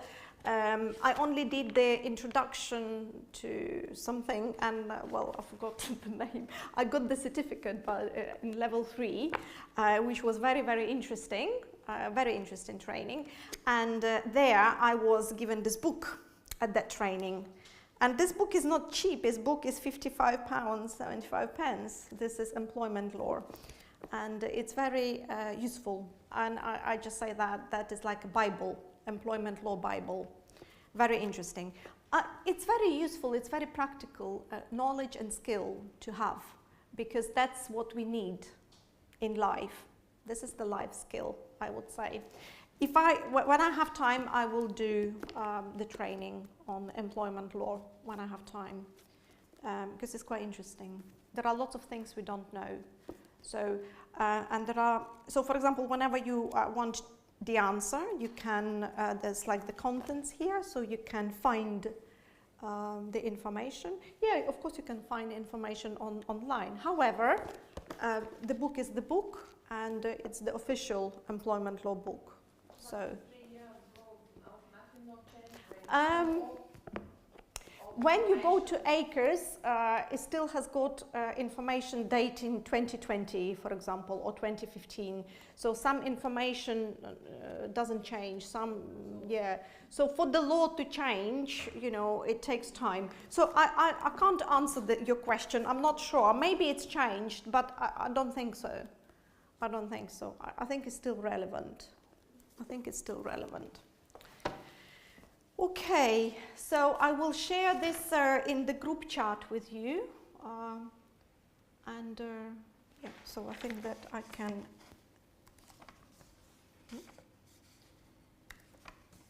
I'm not sure how to navigate that. Okay, so I think that's the end of the session. So if you have some questions, I think I've done something wrong here. Okay. Okay, but it doesn't matter for Q&A session. Yeah. So right. Do you have any questions? Yeah, can we take a photo of the page of the book with checklist of Content. contract? Contract? Yeah, that you. Yeah, sure. What should be in this. I will scan it and I will share it with you in a WhatsApp group. Yeah, if you like, yeah. So that's from the official source. So I think that's what should be in the contract. Yeah. So there are lots of like interesting things there, and I can also share with you some resources to take home. Yeah. So you can just take one and share.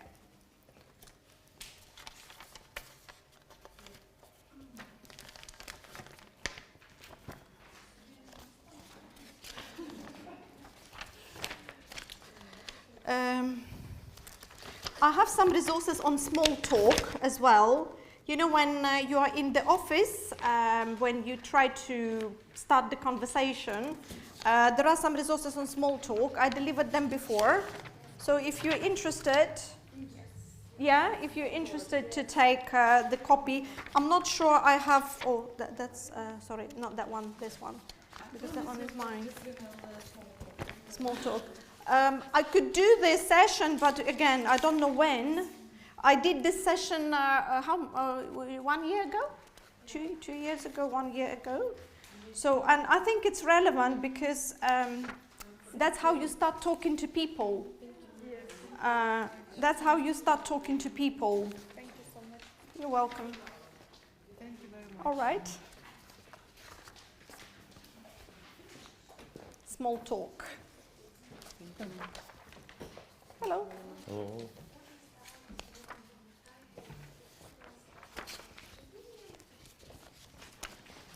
Okay. Small talk.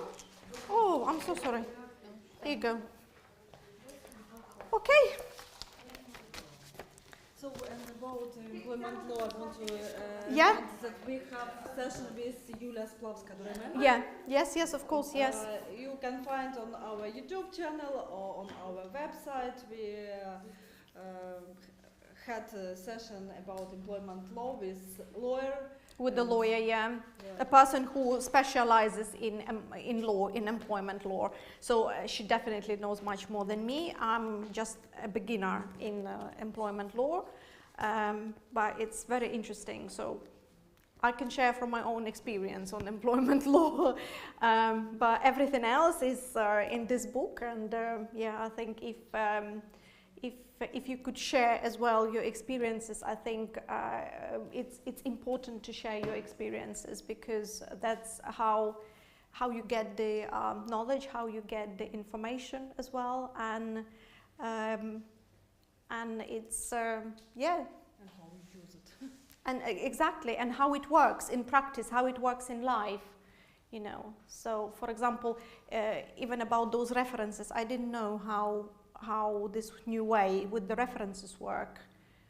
So until you try, until somebody tells you how it works, or even with the online footprint checks that I had to provide all my social media accounts. This was really, really new to me.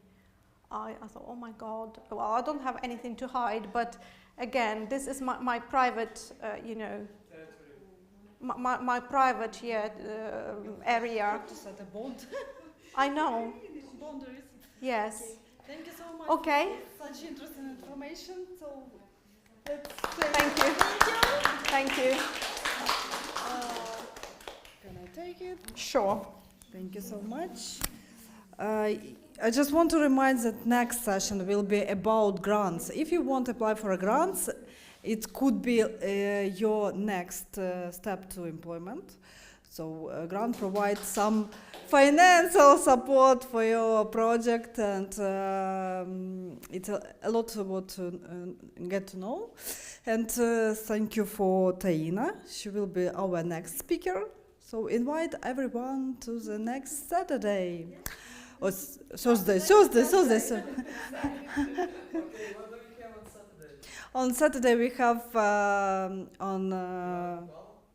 no, unfortunately I have a job. В Албані ми проводимо сесію по CV і job інтерв'ю. Якщо вас цікавить, приходьте. Також буде у нас Анастасія, фотограф, яка буде проводити фотосесію для тих, кому потрібна фотографія на LinkedIn профайл. Безкоштовно, професійний фотограф. Запрошую. Це буде в суботу, здається, близько 1 години, з 1 до 2. А в неділю у нас буде Meet Me, недільний клуб. Запрошуємо, буде борщик, буде біряні. Біряні – це пакистанська їжа, з курочкою біряні. І будуть манти афганські.